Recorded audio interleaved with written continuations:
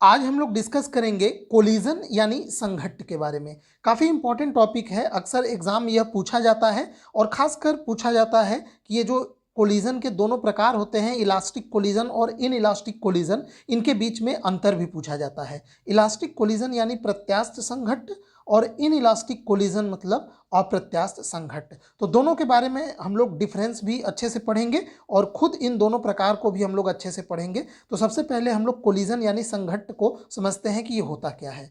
The event when two bodies come together and interact strongly for a short time is called collision. यानी जब दो पिंड आपस में एक दूसरे से कुछ समय के लिए टकराते हैं तो इसे कोलिजन कहते हैं। अब कोलिजन की घटना में लीनियर मोमेंटम कंजर्व रहता है, यानी in collision linear momentum is conserved, यानी कोलिजन में निकाय का रेखीय संवेग संरक्षित रहता है। ये इसकी आवश्यक शर्त है। कोलिजन चाहे इलास्टिक हो चाहे इन इलास्टिक हो, दोनों में रेखीय संवेग यानी लीनियर मोमेंटम कंजर्व यानी संरक्षित रहता है। ये पहला फैक्ट आप लोग याद रखेंगे। ये दोनों के बीच में समानता है, यानी जो इलास्टिक और इन इलास्टिक कोलिजन है, दोनों में ये समानता होती है कि दोनों में रेखीय संवेग लीनियर मोमेंटम कंजर्व रहता है। अब हम लोग पढ़ते हैं, here we consider two type of collision. पहला कोलिजन है इलास्टिक कोलिजन, जिसे हम लोग प्रत्यास्थ संघट्ट कहते हैं, और दूसरा इन इलास्टिक कोलिजन जिसे अप्रत्यास्थ संघट्ट कहते हैं। सबसे पहले हम लोग इलास्टिक कोलिजन को समझते हैं। इलास्टिक कोलिजन क्या है? A collision is said to be an elastic collision if the sum of the kinetic energies of the particle before the collision is the same as the sum of the kinetic energy of the particles after collision.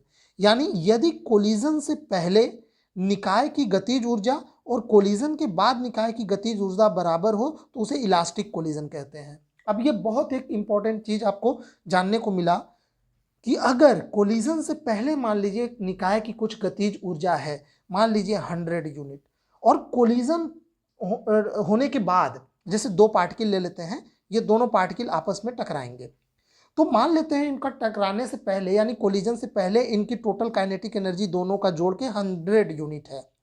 तो अगर ये लोग टकरा जाते हैं, collision हो जाता है, और कोलिजन के बाद मान लीजिए टक्कर के बाद ये इधर जाने लगा और ये पार्टिकल दूसरी तरफ जाने लगा, तो अब जब दोनों की काइनेटिक एनर्जी ऐड करेंगे, अगर सेम 100 यूनिट आ गया तो ऐसे में हम बोलेंगे कि इलास्टिक कोलिजन ये है। क्योंकि देखिए आमतौर पे कोलिजन में थोड़ी बहुत एनर्जी का क्षय हो जाता है। तो अगर एनर्जी कम हो गया, पहले 100 यूनिट था लेकिन अब 100 यूनिट ना होकर 80 यूनिट ही बचा, तब हम उसे इलास्टिक कोलिजन नहीं बोलेंगे। लेकिन कोलिजन से पहले और कोलिजन की बाद अगर काइनेटिक एनर्जी कंजर्व है, संरक्षित है, तो हम उसे इलास्टिक कोलिजन बोलेंगे। यानी आपको एक चीज पता चला, इलास्टिक कोलिजन के लिए दो शर्त लागू होना चाहिए। पहला शर्त कि लीनियर मोमेंटम यानी रेखीय संवेग संरक्षित होना चाहिए, और दूसरा काइनेटिक एनर्जी यानी गतिज ऊर्जा भी संरक्षित होनी चाहिए। तो जब ये दोनों कंडीशन अप्लीकेबल होगा तब उस कोलिजन को हम इलास्टिक कोलिजन कहेंगे।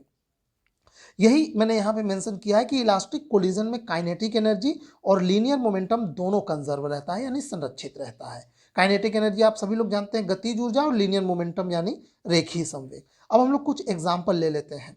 इलास्टिक कोलिजन वैसे तो प्रैक्टिकल में अपने रियल लाइफ में कोई भी कोलिजन परफेक्टली इलास्टिक नहीं हो सकता। कुछ न कुछ एनर्जी का जो लॉस है वो हो ही जाता है, लेकिन फिर भी कुछ आइडियल एग्जाम्पल हैं फिजिक्स में। जैसे ये देखिए, collision between molecules of gases according to kinetic theory.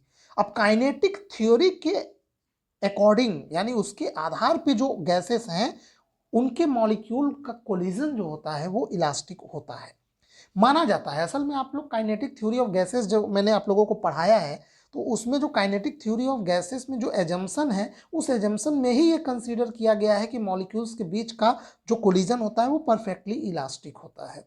ठीक है, हालांकि ये एजम्पशन है, क्योंकि काफ़ी हद तक ये इलास्टिक होता भी है रियल में, बट परफेक्टली इलास्टिक नहीं कह सकते। दूसरा है collision between atom and nuclei, ये भी ठीक है, उसी से आप कोरिलेट कर सकते हैं। Collision between particle likes electron proton, ठीक है, ये सब एटॉमिक पार्टिकल्स जो हैं इनके बीच का कोलिजन भी परफेक्ट इलास्टिक होता है। ठीक, हम उनको कंसीडर करते हैं।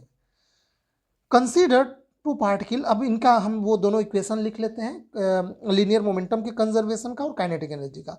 Consider two particles of mass m1 and m2, initial velocity u1 and u2 and final velocity v1 and v2, then according to law of conservation of momentum. इसका एक डायग्राम मैं जल्दी से रफ बना देता हूँ। ये मान लीजिए कोलिजन, वैसे डायग्राम आपको आगे मिलेगा। ये मान लीजिए दो पार्टिकल कोलाइड करते हैं, कोलिजन से पहले इनकी वेलोसिटी u1 एंड u2 है। जब ये कोलिजन कर लेते हैं तो ये किसी भी डायरेक्शन में जाए, इनकी वेलोसिटी एक की v1 और v2 हो जाती है। इसका मास m1 है और m2 है।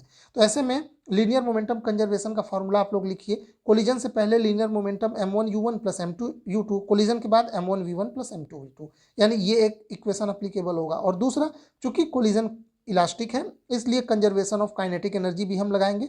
तो half m1 u1 square plus half m2 u2 square equal to half m1 v1 square plus half m2 v2 square. ठीक है, अब यहाँ से हाफ दोनों साइड है कैंसिल आउट हो जाएगा, तो ये इक्वेशन आ गया काइनेटिक एनर्जी के कंजर्वेशन से। तो ये आप लोग इलास्टिक कोलिजन को इन दो इक्वेशन से डिफाइन करेंगे। अब हम लोग बढ़ते हैं इन इलास्टिक कोलिजन, जिसे हम लोग अप्रत्यास्थ संघट्ट कहते हैं। ये क्या होता है? A collision is said to be an inelastic collision if the sum of kinetic energy of the particle after the collision is either more or less than the sum of the kinetic energy of the particle before collision।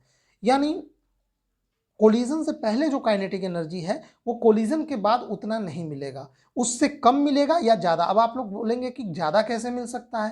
तो यहाँ तो जो जो एक universal law है, ऊर्जा संरक्षण का सिद्धांत, कंजर्वेशन ऑफ एनर्जी, वो तो फेल कर जाएगा।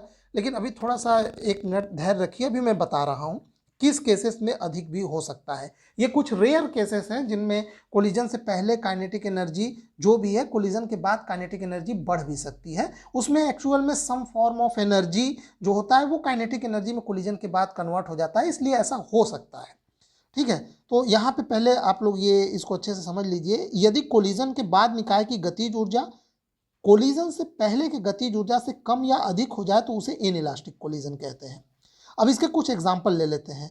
इन इलास्टिक कोलिजन में रेखीय संवेग, अच्छा एक बात और, इन इलास्टिक कोलिजन में रेखीय संवेग तो संरक्षित रहता है परंतु गतिज ऊर्जा संरक्षित नहीं रहता। ठीक है, यही चीज मैं आप लोगों को बता रहा हूँ कि इन इलास्टिक कोलिजन में रेखीय संवेग यानी लीनियर मोमेंटम तो कंजर्व रहेगा, लेकिन काइनेटिक एनर्जी जो है वो कंजर्व नहीं रहेगा। ठीक, तो ये अंतर हो गया। इलास्टिक कोलिजन में दोनों कंजर्व रहता है, लीनियर मोमेंटम और काइनेटिक एनर्जी, जबकि इन इलास्टिक कोलिजन में लीनियर मोमेंटम तो कंजर्व रहता है लेकिन काइनेटिक एनर्जी कंजर्व नहीं रहता। अब इसका एक एग्जांपल, आप दीवार में तेज गति से घुसती हुई गोली, ज़्यादातर जो अपने प्रैक्टिकल लाइफ में जो हम लोग कोलिजन देखते हैं वो इन इलास्टिक होता है। अब आप बोलेंगे किस केस में बढ़ सकता है? देखिए, जो सब एटॉमिक पार्टिकल्स होते हैं या अगर कहीं पे मैग्नेटिक फील्ड इन्वॉल्व है, जैसे अगर मैग्नेटिक फील्ड में कोलिजन हो रहा है तो हो सकता है कोलिजन से पहले जो दोनों पार्टिकल हैं उनकी काइनेटिक एनर्जी कम रही हो, फिर कोलिजन के समय या कोलिजन के दौरान वो मैग्नेटिक फील्ड से कुछ एनर्जी लेके उसको काइनेटिक एनर्जी में चेंज कर दें। तो ऐसे में हो सकता है कि पहले से काइनेटिक एनर्जी अधिक मिल जाए,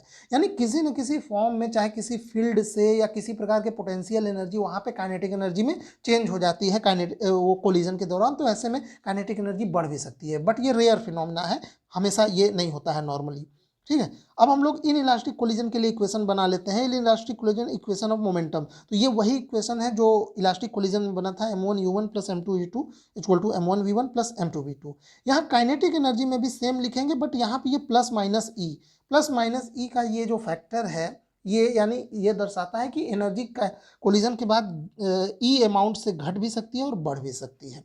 ठीक है, तो ये हमने यहाँ पे पढ़ा elastic and inelastic collision के बारे में। इसके बाद का टॉपिक है perfectly elastic collision in one dimension. इसको हम लोग बाद में करेंगे, बड़ा टॉपिक है, इसमें डेरिवेशन है और बहुत सारे केसेस भी हैं, तो इसको हम लोग इस लेक्चर में नहीं करेंगे वरना ये काफ़ी लंबा हो जाएगा और बोरिंग हो जाएगा। इसको मैं सिंपल रखना चाहता हूँ क्योंकि कभी शॉर्ट में ये क्वेश्चन अक्सर आता है, differentiate between elastic and inelastic collision या define elastic and inelastic collision, तो उसके लिए आप ये टॉपिक करेंगे। ठीक, तो ये इस सेगमेंट में बस इतना ही। उम्मीद करता हूँ आपको ये पसंद आया होगा। वीडियो देखने के लिए आपका बहुत बहुत धन्यवाद।